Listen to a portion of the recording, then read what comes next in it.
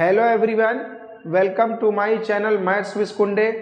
हम लोगों ने इसके पीछे वाली क्लास में होमोजीनियस डिफरेंशियल इक्वेशंस को अच्छे तरीके से समझ लिया था कि होमोजीनियस डिफरेंशियल इक्वेशंस क्या होते हैं, उसको हम देखकर कैसे पहचान कर सकते हैं, मतलब उसको कैसे डिटरमाइन किया जाएगा। और जब ये हम लोग डिटरमाइन कर लेंगे, कंफर्म कर लेंगे कि जो गिवन इक्वेशन है वो होमोजीनियस है, तो फिर उसको कैसे हम सॉल्व करेंगे, ये हम लोग पीछे पढ़ चुके हैं। और आज की क्लास में हम लोग कुछ ऐसे डिफरेंशियल इक्वेशंस पढ़ेंगे जो होमोजीनियस नहीं हैं, लेकिन उनको हम होमोजीनियस डिफरेंशियल इक्वेशंस में रिड्यूस कर सकते हैं, यानी ट्रांसफॉर्म कर सकते हैं, बदल सकते हैं। और जब वो होमोजीनियस डिफरेंशियल इक्वेशन में रिड्यूस हो जाएगा तो हम लोग उसको, जैसे पीछे हम लोग कर चुके हैं, बिल्कुल उसी तरीके से उसको हम लोग सॉल्व कर लेंगे। तो आज की क्लास में हम लोग इसका पूरा कॉन्सेप्ट समझेंगे कि वो डिफरेंशियल इक्वेशन जो है उनको हम कैसे पहचानेंगे कि वो रिड्यूस किए जा सकते हैं होमोजीनियस डिफरेंशियल इक्वेशन में। उसी का हम लोग एक आर्टिकल पढ़ेंगे या छोटा सा एक डेरिवेशन टाइप का कह सकते हैं, वो हम लोग उसका कॉन्सेप्ट आज पढ़ेंगे कि कैसे उसको हम लोग ट्रीट करेंगे, वैसे क्वेश्चन को कैसे सॉल्व किया जाएगा, कैसे पहचाना जाएगा कि इसको ट्रांसफॉर्म किया जा सकता है। और अगर वो हम लोग उसको पता लगा लिए कि ये होमोजीनियस में रिड्यूस किया जा सकता है, और एक बार वो रिड्यूस हो गया तो बिल्कुल जैसे हम लोगों ने पीछे की क्लास में किया है वैसे ही वो सॉल्व हो जाएगा। अगर पूरा कोर्स आप लोग स्टार्टिंग से नहीं देखे हैं तो एक ऑर्डिनरी डिफरेंशियल इक्वेशंस के नाम का प्लेलिस्ट बना हुआ है, उसमें पूरा स्टार्टिंग से ये जो है कोर्स अवेलेबल है, वहाँ से आप बिल्कुल जीरो से कर सकते हैं। तो कुछ डिफरेंशियल इक्वेशंस हमारे ऐसे होते हैं, जैसे ये हमारा कोई डिफरेंशियल इक्वेशन गिवन है dy by D x is equal to some function of function. अब कोई भी टाइप का फंक्शन होगा, साइन के अंदर हो सकता है, कॉस के अंदर या लॉग के अंदर। अब वो किस टाइप का फंक्शन आएगा वो क्वेश्चन में गिवन रहेगा, तो एनी फंक्शन है और वो कुछ इस तरीके के टर्म्स में होगा a1x plus b1y plus c1 और अपॉन में a2x plus b2y plus c2। इस टाइप का कोई भी फंक्शन होगा, मतलब x वाला टर्म है, y वाला टर्म है, लेकिन यहाँ पर एक कांस्टेंट टर्म आ गया, इसमें ना तो x है ना तो y है, तो इसको देखते ही पता चल रहा है कि ये होमोजीनियस नहीं है। जैसा हम लोगों ने पीछे की क्लास में पढ़ा कि यहाँ पर होमोजीनियस इक्वेशन को पहचानने का क्या तरीका है। यहाँ पर हम हर एक टर्म में, एवरी टर्म, जितने भी टर्म्स हैं, जैसे पहला टर्म है, दूसरा टर्म, तीसरा टर्म, हर टर्म में हम लोग वेरिएबल की पावर को काउंट करते हैं। अगर वेरिएबल की पावर हर टर्म में बराबर है तो वो होमोजीनियस होता है, और अगर कम ज़्यादा है तो वो होमोजीनियस नहीं होगा। तो जैसे यहाँ पर हम देख रहे हैं, यहाँ पर हमारा वेरिएबल है x, तो x की पावर यहाँ पर 1 है, और यहाँ पर एक दूसरा वेरिएबल है y, उसकी पावर भी यहाँ पर 1 है। लेकिन इस टर्म में कोई वेरिएबल नहीं है, वो कांस्टेंट है c1। तो जब यहाँ पर वेरिएबल नहीं है तो यहाँ पर वेरिएबल की पावर 0, मतलब यहाँ x की पावर 1 है, मतलब पावर 1 हुआ, y की पावर यहाँ पर 1 है, कोई भी वेरिएबल हो सकता है, उसकी यहाँ पर पावर 1, यहाँ 1, लेकिन यहाँ पर पावर 0 हो गई क्योंकि कोई वेरिएबल नहीं है। तो यहाँ पर हर टर्म में वेरिएबल की पावर सेम नहीं है, तो हम लोग तुरंत समझ जाएंगे कि ये क्या है, होमोजीनियस ये नहीं है, क्योंकि हर टर्म में पावर जो है सेम नहीं है।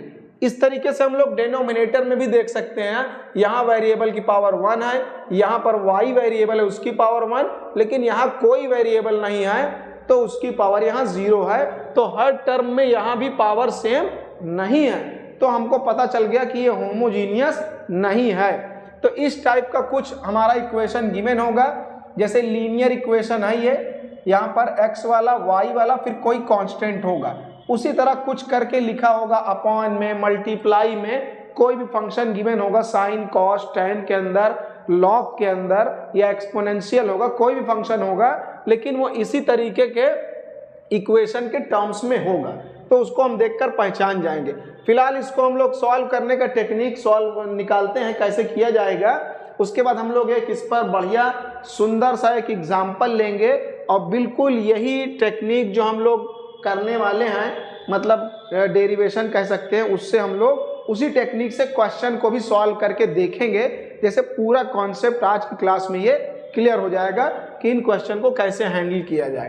तो यहाँ पर एक हमारे पास ये इक्वेशन गिवन है, तो हम लोग को ये तो पता चल गया कि ये होमोजीनियस नहीं है।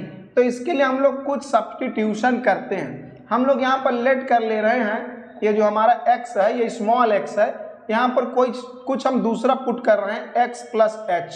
यहाँ पर ये कैपिटल X है और प्लस h यहाँ पर कोई एक कांस्टेंट लिया गया है। हम लोग इसको इस x और y जो हमारे पुराने वेरिएबल्स ओरिजिनल वेरिएबल्स गिवन है उनकी जगह पर हम कुछ नया इंट्रोड्यूस कर रहे हैं। तो स्मॉल x की जगह कैपिटल X और स्मॉल y की जगह कैपिटल Y हम लोगों ने क्या कर दिया, यहाँ पुट कर दिया, और साथ में इनमें कुछ कांस्टेंट्स लगे हुए हैं प्लस में। इसको इसलिए हम लोग यहाँ पर पुट कर रहे हैं कि सबकी पावर को सेम बनाना हमारा टारगेट है। जब सबका पावर सेम बन जाएगा तो ये होमोजीनियस में ट्रांसफॉर्म हो जाएगा। इसलिए यहाँ पर x और y नए वेरिएबल्स लाए गए हैं, जहाँ पर h और k क्या है, कुछ कांस्टेंट्स हैं। तो इनको हम डिफरेंशिएट कर लेते हैं थोड़ा सा। जैसे हम लोग यहाँ पर x को डिफरेंशिएट करेंगे नए वेरिएबल कैपिटल X के रिस्पेक्ट में, तो यहाँ पर dx अपॉन कैपिटल X आ जाएगा। दोनों साइड हम कैपिटल X के रिस्पेक्ट में डिफरेंशिएट कर रहे हैं, तो ये dx अपॉन x होगा। और जब x को x के रिस्पेक्ट में, मतलब कैपिटल X को के रिस्पेक्ट में डिफरेंशिएट करेंगे इतने पूरे को x प्लस h, तो ये हमारा क्या बन जाएगा, उसी तरीके से dx अपॉन कैपिटल X है। और जब इसको डिफरेंशिएट करेंगे तो x का हो जाएगा 1 और h तो कांस्टेंट है, उसका क्या हो जाएगा, 0 हो जाएगा।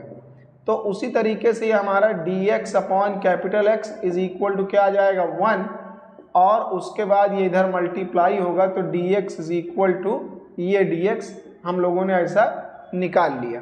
बिल्कुल उसी तरीके से हम लोग सेकेंड वाले को करेंगे, y वाले को। ये हमारा फर्स्ट वाले का हो गया कि dx is equal to dx, ये स्मॉल x है और ये जो कैपिटल X है नया वेरिएबल इंट्रोड्यूस किया गया है। उसी तरीके से इसको हम लोग नया वेरिएबल y है तो उसके रिस्पेक्ट में डिफरेंशिएट करेंगे dy अपॉन y, और यहाँ पर इसको डिफरेंशिएट किया जाएगा y प्लस k। दोनों साइड y के रिस्पेक्ट में किया जा रहा है, कैपिटल Y के रिस्पेक्ट में। तो यहाँ y को y के रिस्पेक्ट में करेंगे तो 1, और k हमारा कांस्टेंट है तो वो 0 हो जाएगा। तो यहाँ से dy बाय dy यहाँ पर कैपिटल Y है इक्वल टू आ गया 1, तो यहाँ से ये हमारा आ जाएगा dy is equal to capital dy। ये हमारा हो गया इक्वेशन 2। तो अब हम इक्वेशन 2 को इक्वेशन 1 से डिवाइड करेंगे। डिवाइडिंग 2 बाई 1 वी गेट, इसको हम लोग क्या करेंगे, डिवाइड कर देंगे। डिवाइड कर दिया जाएगा इक्वेशन 2 को इक्वेशन 1 से। ये हमारा इक्वेशन 1 है और ये है 2। तो 2 डिवाइडेड बाई 1 मतलब 2 ऊपर रहेगा 1 अपॉन में, तो यहाँ पर dy के अपॉन में dx आ जाएगा, और यहाँ पर d कैपिटल Y है अपॉन में dx आ जाएगा। तो इससे हम लोगों को ये मालूम चला कि हम dy बाई dx की जगह पर ये कैपिटल वाला dy बाई dx पुट कर सकते हैं। तो ये हमारा जो गिवन इक्वेशन था, इसका हम लोग इसे कुछ नाम लिख सकते हैं। जैसे इसका नाम हमने लिख दिया a, कोई भी नाम दे दिया हमने। तो सो दैट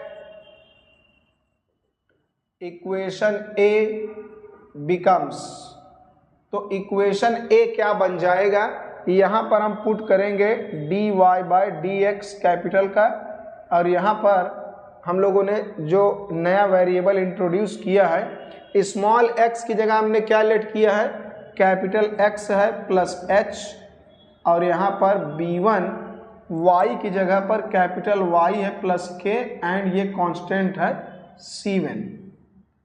और यहाँ पर भी उसी तरीके से पुट करेंगे x की जगह x प्लस h, और y की जगह y plus k plus c2। इस तरीके से हमारा बन गया। फिर इस a1 को b1 को और a2 b2 अंदर मल्टीप्लाई करके इसको थोड़ा सा हम और सिंप्लीफाई कर लेंगे। तो ये अंदर मल्टीप्लाई होगा a1x प्लस a1h और ये हो जाएगा b1y plus b1k, b1y plus b1k और प्लस ये कांस्टेंट c1 लिखा हुआ है। उसी तरीके से यहाँ पर a2x प्लस a2h और b2y प्लस b2k और यहाँ कांस्टेंट हमारा c2 लिखा हुआ है। तो अभी हम लोग क्या करते हैं, वेरिएबल वाले टर्म्स को एक साथ और कांस्टेंट वाले को अलग करेंगे।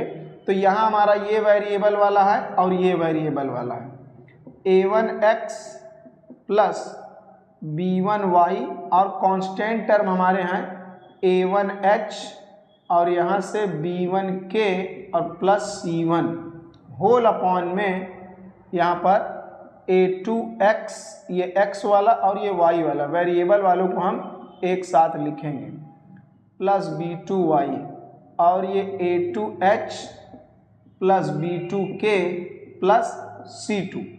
तो अब हम यहाँ पर देख रहे हैं कि फॉर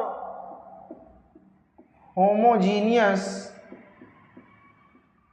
इक्वेशन, अगर इसको होमोजीनियस इक्वेशन बनाना है तो यहाँ पर x वाला और y वाला टर्म रहेगा और ये जो पूरा इतना हमारा ये टर्म है कांस्टेंट टर्म, ये होना नहीं चाहिए जब तक ये ज़ीरो नहीं होगा, क्योंकि यहाँ पर कोई वेरिएबल है नहीं, इस टर्म में कोई वेरिएबल नहीं है। तो यहाँ पर वेरिएबल की पावर जब तक ज़ीरो नहीं होगी, मतलब ये पूरा का पूरा टर्म गायब हो जाना चाहिए। कहने का मतलब ये है कि पूरा ये कांस्टेंट वाला टर्म जब तक गायब नहीं होगा, ये ज़ीरो हो जाएगा पूरा, ये भी पूरा ज़ीरो हो जाएगा। तो इतना हमारा बचेगा ये, जिसमें x और y की पावर यहाँ 1 और 1 है, इसमें भी x और y की पावर 1 और 1। तो जब हर टर्म की पावर यहाँ सेम रहेगी 1 1 और यहाँ नीचे भी हर टर्म की पावर सेम रहेगी 1 1, तो ये होमोजीनियस बन जाएगा। मतलब होमोजीनियस बनने के लिए ये टर्म जो लिखा हुआ इतना एंड इतना ये should be equal to 0। For homogeneous equation a1h plus b1k plus c1 equal to 0, ये 0 के बराबर होना चाहिए। उसी तरीके से ये भी a2h plus b2k plus c2 equal to 0। जब ये पूरा टर्म 0 हो जाएगा, ये भी पूरा टर्म 0 हो जाएगा, तो केवल इतना बचेगा हमारा ये, तो ये हमारा क्या हो जाएगा, होमोजीनियस बन जाएगा। तो होमोजीनियस बनने के लिए इसको और इसको 0 होना चाहिए। अब इसको हम सॉल्व करके h और k की वैल्यूज़ को फाइंड आउट कर लेंगे। जब ये ट्रांसफॉर्म हो जाएगा होमोजीनियस में भी इसको पुट करने पर ट्रांसफॉर्म हो जाएगा, तो बाद में h और k की वैल्यू को हम लोग यूज़ करेंगे। तो सबसे पहले यहाँ पे हम देखते हैं इट्स सॉल्यूशन विल एग्जिस्ट, इसका सॉल्यूशन एग्जिस्ट करेगा। कब एग्जिस्ट करेगा, अगर इसका जो हम लोगों ने इसको पढ़ा है सॉल्यूशन एग्जिस्ट करने के लिए a1 और b1 और यहाँ से a2 और b2, इनका ये determinant should not equal to 0। जब ये जो कोफिशिएंट्स हैं a1 b1 a2 b2 इनका डिटर्मिनेंट 0 के बराबर ना हो, या तो हम इसको ऐसे कह सकते हैं a1 b2 minus a2 b1, determinant को सॉल्व कर लिया गया है, ये इतना जो है ये 0 के बराबर ना हो। मीन्स इसका जब ये वैल्यू 0 के बराबर नहीं होगी तभी इसका सॉल्यूशन हम लोगों को मिलेगा। जैसा हम लोगों ने इसको एक दूसरे तरीके से अगर हम आसान लैंग्वेज में समझें तो इसको हम लोग क्लास 10th से पढ़ते आ रहे हैं। इक्वेशन जो सॉल्व करते हैं 2 वेरिएबल का, उसमें हम लोग देखते थे यूनिक सॉल्यूशन के लिए a1 upon a2 should be not equal to b1 upon b2।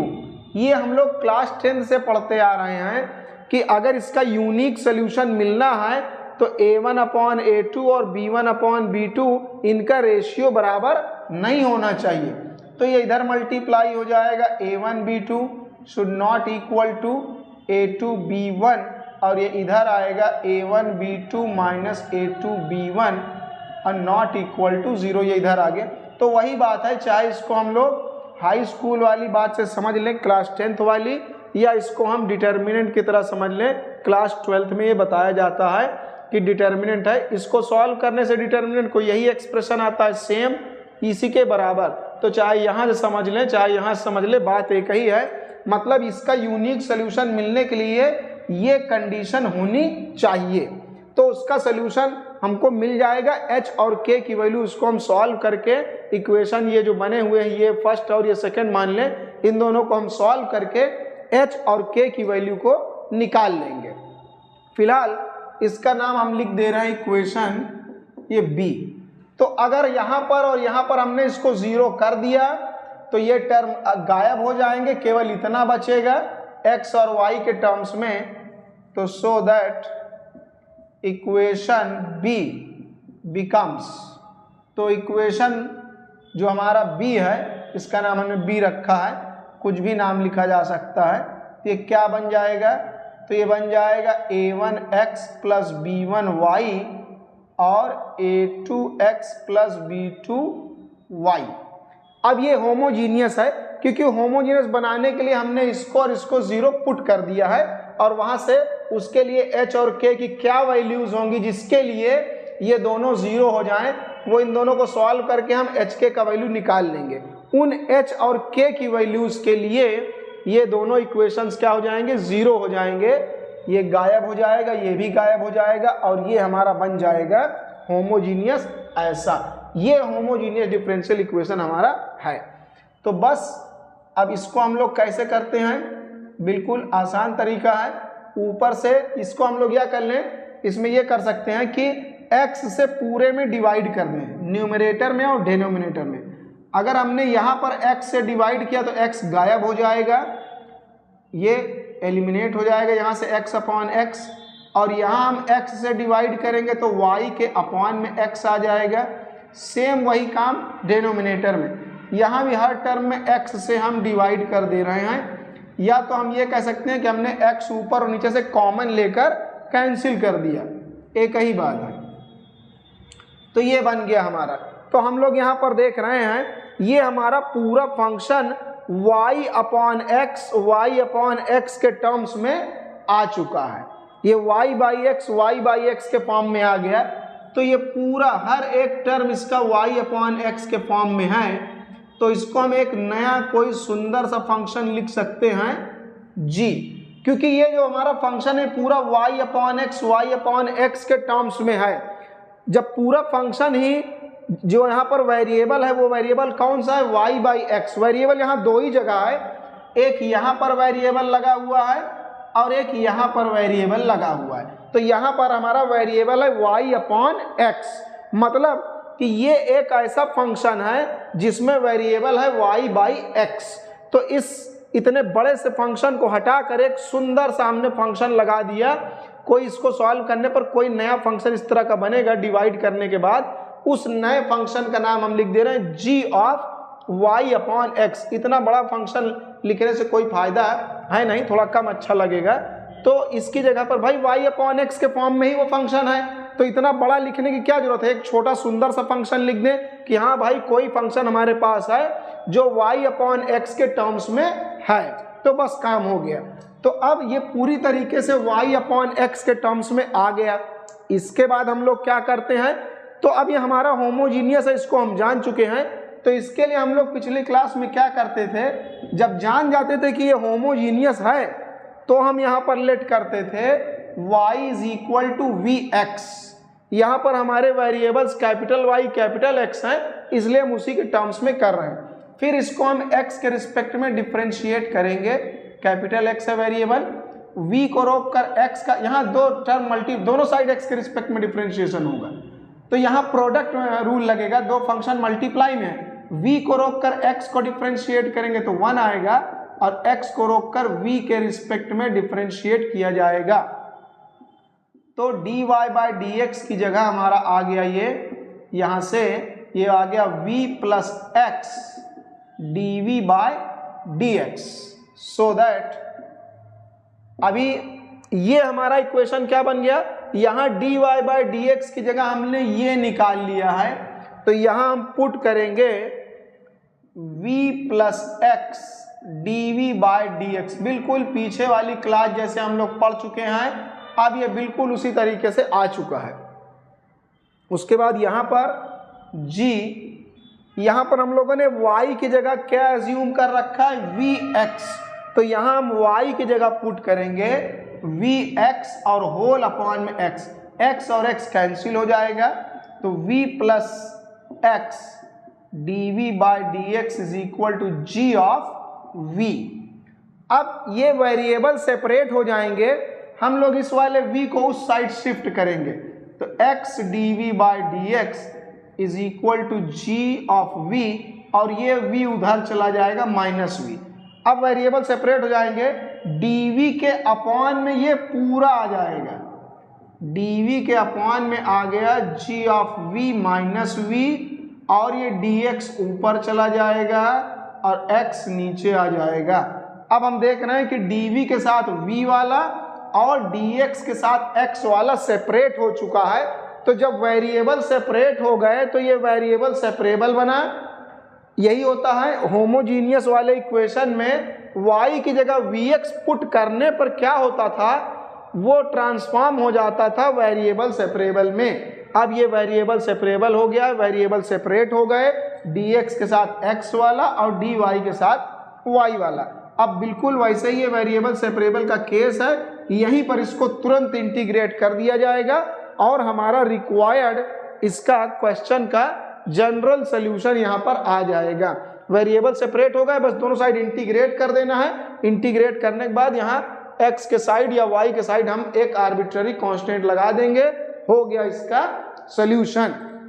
तो अभी हम लोगों ने जो आर्टिकल पढ़ा है बिल्कुल उसी पर हम लोग बिल्कुल एग्जैक्ट उसी फॉर्म का एक एग्जाम्पल ले रहे हैं और तुरंत इस एग्जाम्पल को हम लोग सॉल्व करके देखेंगे। तो हम लोगों को जो हम लोगों ने अभी आर्टिकल सॉल्व किया एक प्रोसीजर, क्योंकि उसमें कोई न्यूमेरिकल वैल्यू होती नहीं तो थोड़ा सा कभी कभी कॉन्सेप्ट कम क्लियर होता है, तो लेकिन जब उस पर एक एग्जाम्पल हम लोग सॉल्व कर लेते हैं तो वो पूरी तरीके से समझ में आ जाता है। तो जिस फॉर्म का हम लोगों ने अभी एक आर्टिकल किया, डेरिवेशन किया, उसी फॉर्म का बिल्कुल ये क्वेश्चन है और इसको हम लोग तुरंत सॉल्व करके देखेंगे कैसे इसको हम लोग ट्रीट करेंगे, एग्जाम में आएगा तो कैसे किया जाएगा। तो सबसे पहले यहाँ पर हम लोग को दिख ही रहा है, यहाँ पर x वाला है, y वाला टर्म है और यहाँ कांस्टेंट टर्म आ गया। बिल्कुल जैसे यहाँ पर a1x और b1y और c1 लिखा था, वैसे यहाँ पर a2x और यहाँ b2 की जगह पर 1 है, c2 की जगह -1 है। तो सबसे पहले इसमें dy बाई dx को हम एक साइड कर लेंगे और बाकी सब दूसरी तरफ, बिल्कुल स्टैंडर्ड फॉर्म में जैसे अभी हम लोगों ने इसको किया था। और ये पूरा उधर चला जाएगा तो पूरा ये ब्रैकेट माइनस में हो जाएगा, फिर dy के अपॉन में आ जाएगा dx, dy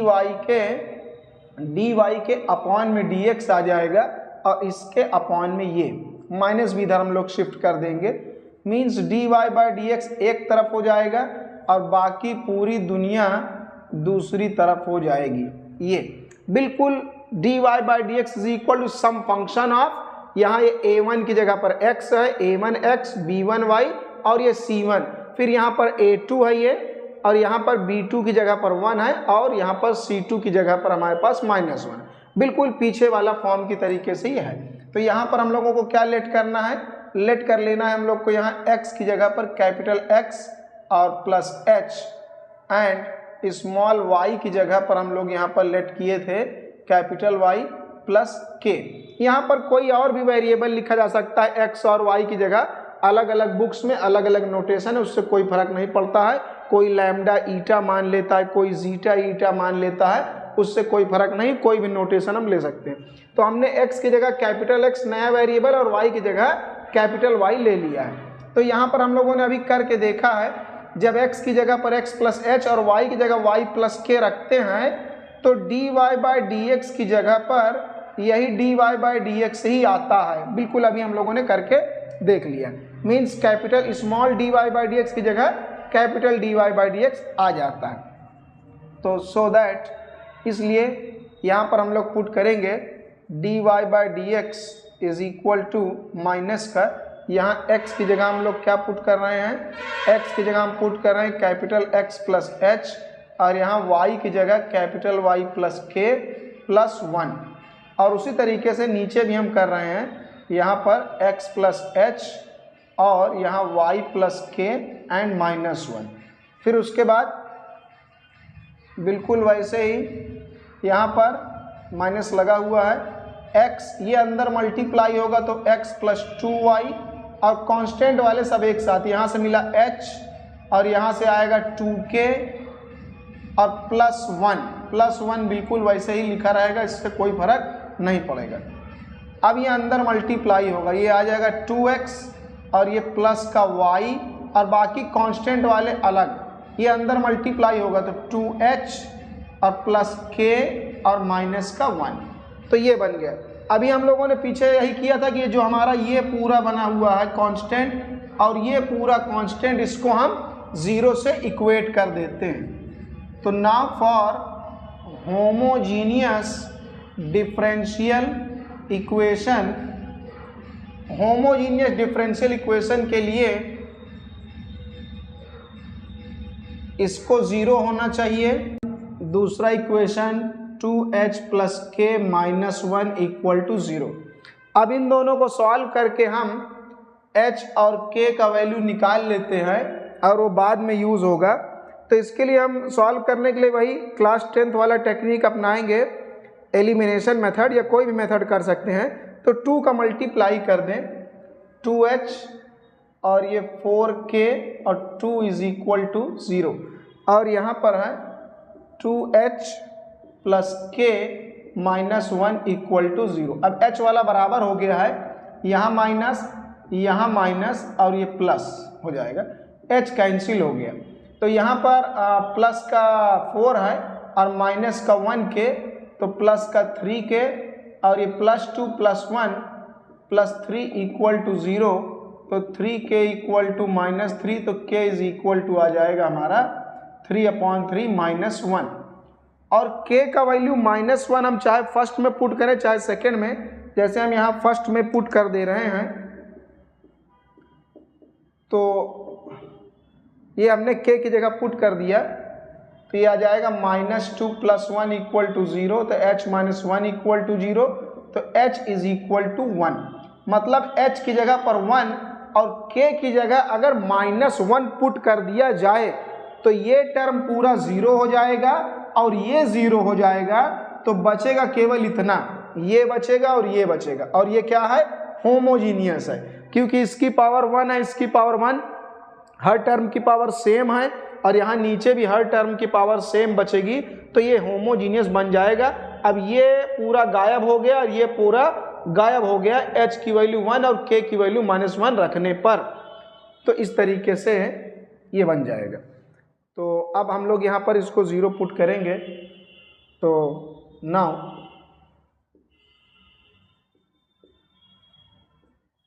यहाँ से ये बचा x प्लस 2y और यहाँ से ये बना 2x प्लस y।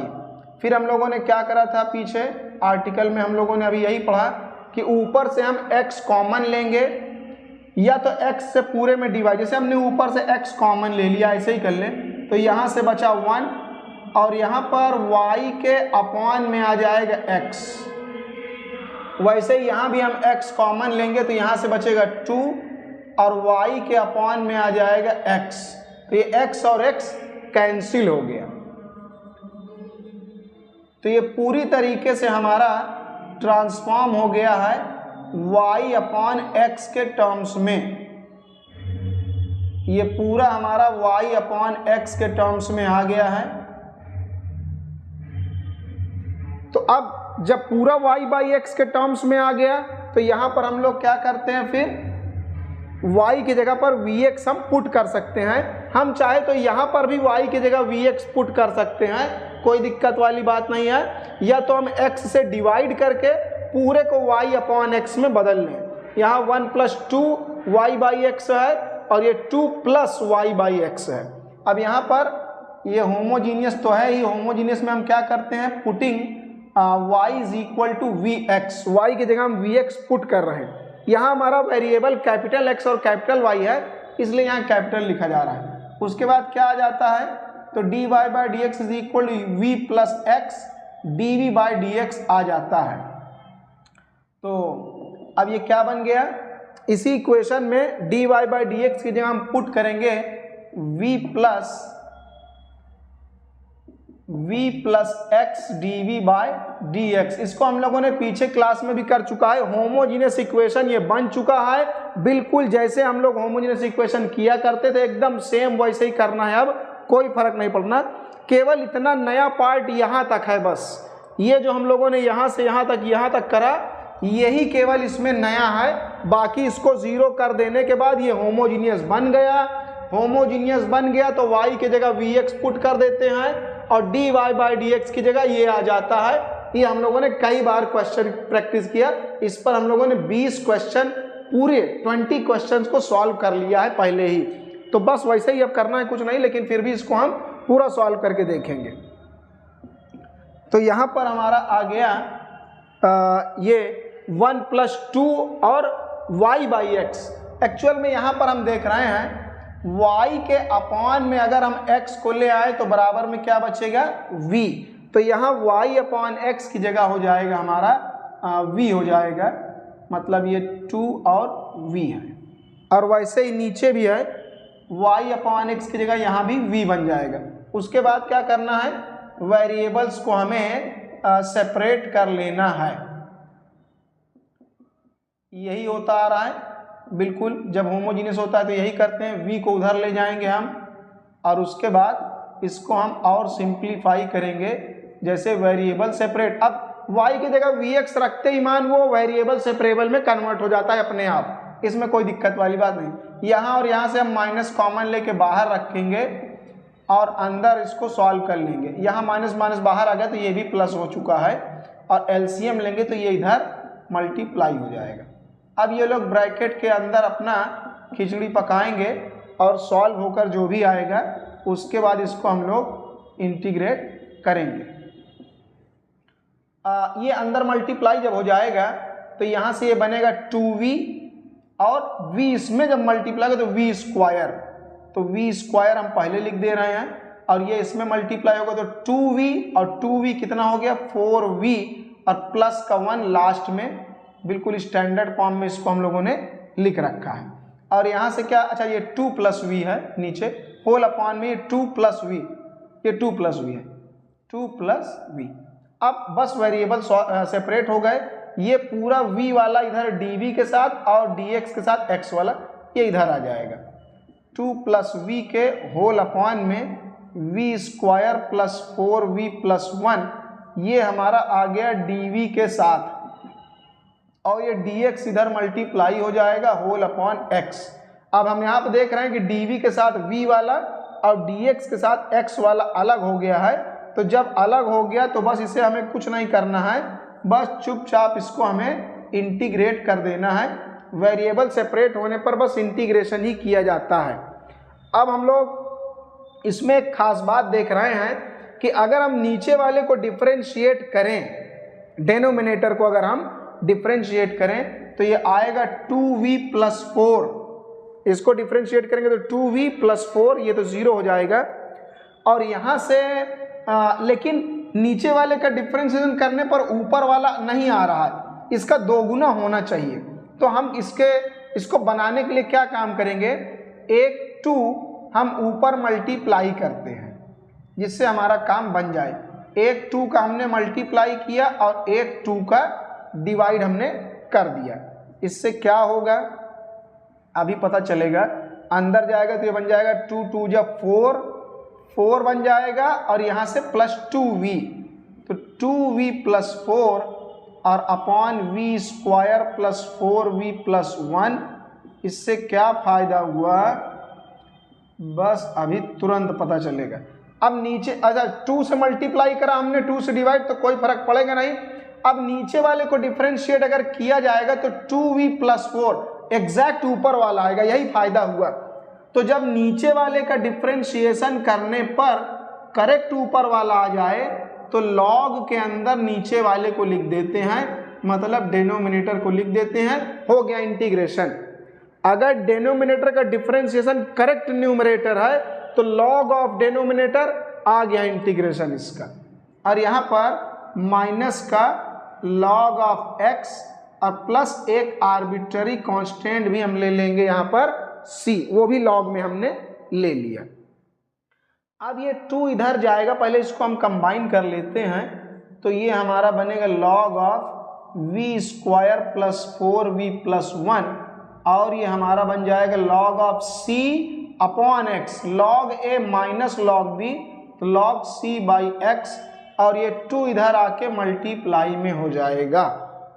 फिर एक लाइन इसको हम और थोड़ा सा सॉल्व कर लें, log of v square plus 4v plus 1, और ये 2 इसकी पावर में आ जाएगा। तो जब ये आगे कोफिशिएंट पावर में जब आएगा तो c की पावर लगाने से कोई फर्क पड़ता नहीं है, तो वो हम नहीं लगा रहे हैं, क्योंकि c का स्क्वायर लिखे c क्यूब कोई फर्क पड़ता नहीं, तो कांस्टेंट ही होता है, तो वहां पर हम उसको कांस्टेंट ही लिख रहे हैं। अब दोनों साइड का log हम कैंसिल कर देंगे, दोनों साइड log लगा है तो log दोनों साइड से हट जाएगा, और ये हमारा बनेगा v square plus 4v plus 1 is equal to c upon x square. अब इसको हम धीरे धीरे ओरिजिनल वैल्यू में लाएं, ये तो हो गया। ओरिजिनल वैल्यू एक्चुअली है क्या? ओरिजिनल वैल्यू एक्चुअल में x और y है, स्मॉल x स्मॉल y। तो पहले हम यहाँ, और यहाँ कैपिटल X लिखा हुआ है, तो पहले हम यहाँ पर v की वैल्यू पुट करें। v की वैल्यू क्या है? y अपॉन x, तो हम यहाँ v की जगह लिखेंगे y अपॉन x, तो y square upon x square, और यहाँ भी हम पुट करेंगे y अपॉन x, और ये सभी जगह ये हो गया। अब यहाँ पर हमें एक्स स्क्वायर इधर मल्टीप्लाई होगा पूरे में, ये एक्स स्क्वायर जो नीचे है ये पूरे इक्वेशन में, इसमें पूरे में मल्टीप्लाई होगा। तो एक्स स्क्वायर जब यहाँ मल्टीप्लाई होगा तो x square upon x square cancel हो गया, केवल वाई स्क्वायर बचा। और जब एक्स स्क्वायर इसमें मल्टीप्लाई होगा, ऊपर एक्स स्क्वायर पहुँचेगा, नीचे एक्स, तो एक एक्स और वाई बचेगा, और यहाँ एक्स स्क्वायर मल्टीप्लाई होगा इक्वल टू सी। तो अभी हम लोग पूरी तरीके से कैपिटल एक्स और कैपिटल वाई में आ गए। अब हमारा ओरिजिनल वैल्यू क्या है? Small x. तो हम यहाँ पर देख रहे हैं कैपिटल एक्स का वैल्यू क्या आएगा? X minus H, small x minus H, और यहाँ से कैपिटल वाई का वैल्यू क्या आएगा? वाई स्मॉल वाई, और इधर आएगा माइनस के। ये तो बस कैपिटल एक्स की जगह हम यहाँ और कैपिटल वाई की वैल्यू पुट करेंगे। कैपिटल वाई की जगह है वाई माइनस के, और एक्स की जगह पर है एक्स माइनस एच, और यहाँ भी वही वाई माइनस के जो वैल्यूज हैं वो हम यहाँ पुट कर दे रहे हैं। ये आ गया। अब ये एक्स और वाई जो स्मॉल एक्स स्मॉल, अब ये ओरिजिनल फॉर्म में अपने आया। लेकिन अभी एक कमी और है, ये जो हम लोगों ने h और k का वैल्यू निकाल रखा है इसको वहां पुट करें। h की जगह 1, k की जगह -1। जब यहाँ k की जगह -1 पुट करेंगे तो माइनस माइनस प्लस 1 हो जाएगा, और यहाँ h की जगह पर हमें 1 पुट करना है, यहाँ k की जगह -1 तो माइनस माइनस प्लस बन जाएगा, और यहाँ पर x की जगह 1 पुट करना है। बस अब इसको हम और जितना सिंप्लीफाई कर सके कर देंगे, बस हमारा सॉल्यूशन आ गया। इसी को सॉल्व कर लिए, हो गया। इसको सॉल्व करेंगे a square plus b square plus 2ab वाले फार्मूले पर, और इसको मल्टीप्लाई करेंगे तो आ जाएगा x y plus x minus y minus 1, और इसको एक्सपेंड करेंगे a square plus b square minus 2x equal to c, और ये 4 को अंदर मल्टीप्लाई हम लोग कर दे रहे हैं। उसके बाद फिर इसको हम लोग देखते हैं, 4xy plus 4x minus 4y minus 4 plus x square plus 1 minus 2x equal to c। तो अब एक्स स्क्वायर और वाई स्क्वायर, पहले स्क्वायर वाले, तो पहले हमने एक्स स्क्वायर लिखा, फिर हमने वाई स्क्वायर लिखा। अब हम एक्स वाला लिखेंगे, केवल एक्स वाला, या तो हम चाहे एक्स वाई वाला भी लिख सकते हैं। तो प्लस का हमने 4xy लिख दिया, ये जो है 2 पावर वाले, यहाँ भी पावर 2 है, यहाँ भी पावर 2 है, यहाँ x और y की पावर 1 और 1 प्लस करेंगे तो 2 पावर वाले। उसके बाद अब केवल x वाला ये है एक 4x और ये हमारे पास है, हाँ तो ये हमारा प्लस का 4x है माइनस का 2x, तो सॉल्व करेंगे तो प्लस का 2x आएगा और माइनस 4y और प्लस 2y को सॉल्व करेंगे तो माइनस 2y आएगा। उसके बाद लास्ट में केवल कांस्टेंट यानी नंबर बचे, तो नंबर यहाँ से है एक हमारा प्लस का 1 और ये प्लस का 1 है तो प्लस 2 और माइनस का 4 तो माइनस 2 आएगा, इक्वल में कांस्टेंट लगा रहेगा। तो ये हमारा इसका रिक्वायर्ड जनरल और ये बिल्कुल फाइनल सॉल्यूशन इस तरीके से होगा। इसी तरीके से स्टेप्स हैं इसके, सारे क्वेश्चन को इसी तरीके से हमें सॉल्व करना होगा।